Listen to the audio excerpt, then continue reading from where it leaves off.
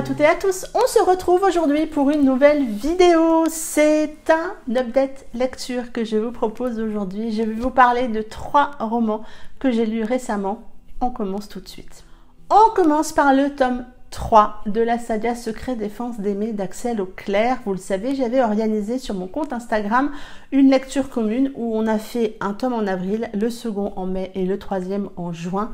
Et donc, on finit la saga, la trilogie avec ce tome 3. Les 3 tomes sont sur les mêmes personnages. Et donc, dans ce tome 3, on retrouve Condor et Sabine, mais également Cobra et Lynx. Et on retrouve cet univers militaire qu'on a tout au long de la saga. Je vous avoue, je ne vais pas trop rentrer dans les détails pour pas vous spoiler non plus les tomes précédents. Je vous avoue que j'ai préféré ce tome 3 par rapport au tome 2. J'avais été un peu déçue, j'avais trouvé des longueurs au niveau du tome 2. Donc le tome 3 là est quand même meilleur. Il y a quand même des choses qui me chagrinent. Il y en a une en particulier dans ce roman qui m'a un peu chagrinée, que j'ai trouvé too much. Et j'ai trouvé que c'est quelque chose que fait Condor. Je pense que celles qui l'auront lu vont comprendre. Et j'ai trouvé que la réaction de Sabine n'était pour moi, bien évidemment, pas hyper appropriée à la situation. N'empêche que malgré ça, j'ai passé un bon moment de lecture avec ce tome 3. On retrouve donc un petit peu d'action autour de l'univers militaire. Bien évidemment, vu comment se finissait le tome 2, on commence ce tome 3 direct en plein dans l'action, un peu en apnée, et après on a malgré tout des phases d'action que j'ai beaucoup aimées. On a l'humour qui est quand même présente tout au long de la saga, hein, sur les 3 tomes. Parfois un peu potache, mais finalement pas tant que ça m'a pas trop dérangé. C'est le genre de roman où vous éclatez de rire quand vous le lisez et ça fait du bien. Ça fait du bien d'avoir ce genre de réaction sur un roman qu'on peut être en train de lire. Moi en tout cas, ça me fait du bien et c'est aussi un petit peu ce que j'attendais en reprenant cette saga ou en lisant ce tome 3. C'était de retrouver cet humour qui était déjà là, présent avant. Et il est là, c'est parfait. Et bon, voilà, je trouve que ce tome 3 finit bien la trilogie. Peut-être qu'il y a quelques petites longueurs, mais franchement rien comparé au tome 2. Je trouve que cette saga est une saga plaisante à lire. On est dans cet univers militaire qui, moi, m'a plu. Alors, il y a peut-être des choses un peu clichés, j'en sais rien, parce que finalement, c'est un univers que je ne connais pas assez. Mais c'est peut-être un peu cliché par moment, à mon avis. Mais ça reste une bonne lecture. On a des bons personnages et surtout, on a beaucoup d'humour. Et ça fait du bien. C'est une saga que je vous encourage à découvrir si vous avez envie de passer un bon moment de lecture où vous allez rigoler. J'ai ensuite lu La femme au manteau violet de Clarisse Sabar, qui a été une excellente lecture. On fait la connaissance de Jo en 2018. Jo, c'est une jeune femme pétillante, mais elle vient d'apprendre qu'elle avait un anévrisme et qu'elle devait prendre la décision ou pas de se faire opérer. Elle décide de se réfugier chez son grand-père, elle lui parle de la situation et elle est là pour essayer de savoir ce qu'elle veut faire. Et son grand-père va lui parler d'un médaillon qu'il a reçu il y a de nombreuses années qui va un petit peu interpeller Jo. Jo va partir à la recherche du passé de son grand-père au travers de ce médaillon, va partir en Angleterre pour essayer de comprendre.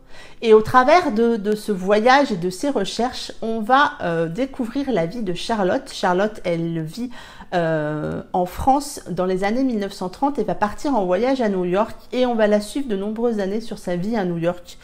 Vous verrez pourquoi elle vit à New York et pourquoi elle reste à New York. Et on va suivre en parallèle l'histoire de ces 2 femmes, entre 70 et 80 ans d'écart, et on va suivre le parcours de 2 femmes fortes.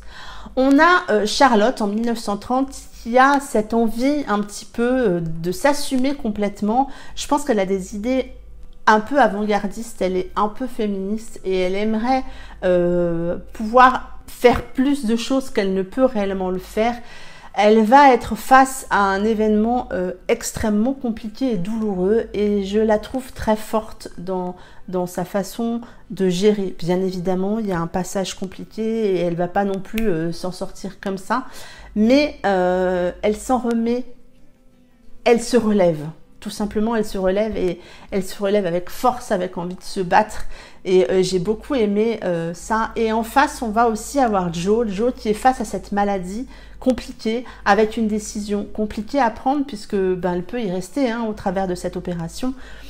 Et au travers de ces deux temporalités, de ces deux histoires en parallèle, on va donc suivre ces deux femmes fortes et ces deux femmes très attachantes. On va découvrir les secrets de famille du grand-père de Joe.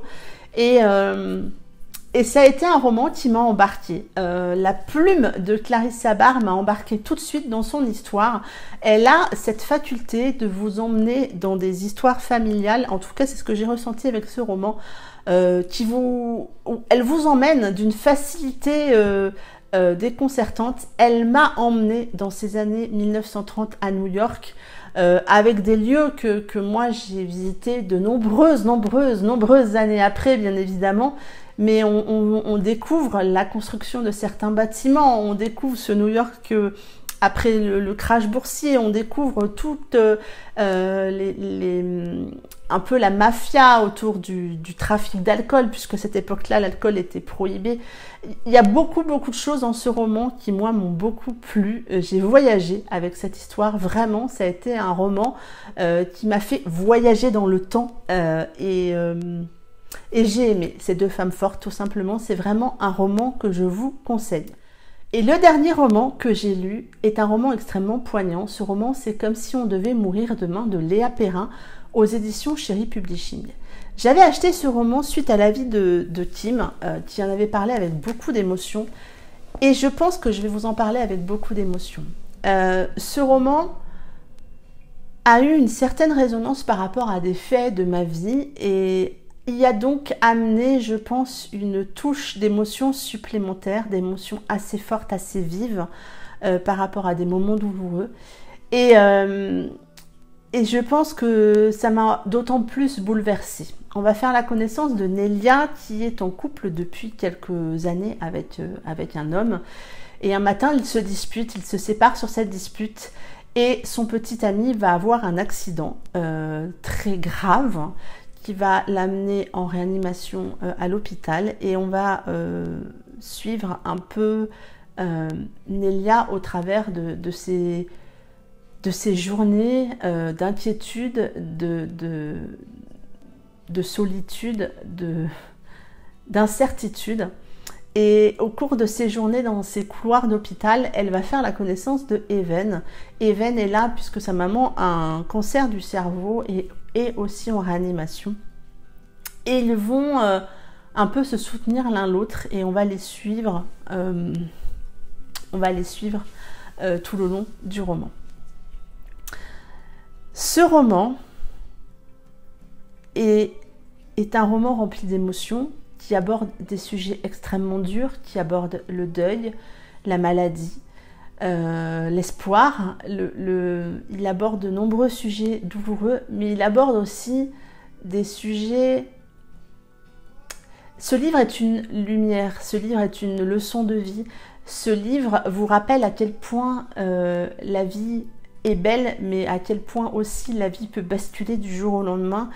Et vous rappelle à quel point il faut en profiter, à quel point il faut profiter de chaque moment, de chaque instant, de chaque petit bonheur que vous avez dans votre vie, de transformer chaque journée en belle journée.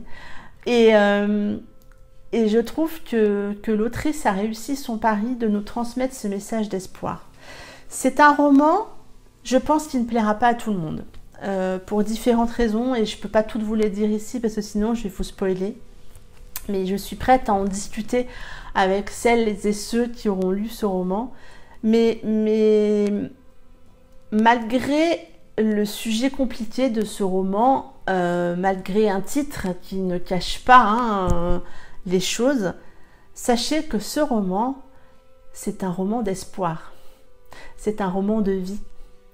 C'est la vie qui est écrite dans ce roman. Parce que parfois, et je m'excuse par avance du gros mot, parfois la vie est une grosse connasse et qu'il faut savoir justement profiter de ces jours heureux. Et voilà, c'est vraiment un roman Il faut que vous soyez dans un bon mood pour le lire, bien évidemment, mais quand vous allez terminer ce roman, vous allez peut-être voir ou revoir la vie autrement parce que, comme je vous le dis, tout peut basculer du jour au lendemain et il faut savoir apprécier les choses à leur juste valeur. Et vraiment, ce roman, je pense que je le relirai. C'est un roman que je vais conseiller, que je ne conseillerais certainement pas à tout le monde, mais que je vais conseiller parce que c'est un roman rempli d'espoir.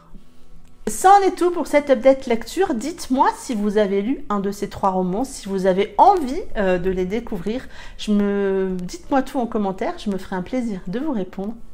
En attendant, je vous souhaite de très très belles lectures et je vous dis à très bientôt pour une prochaine vidéo. Bye bye!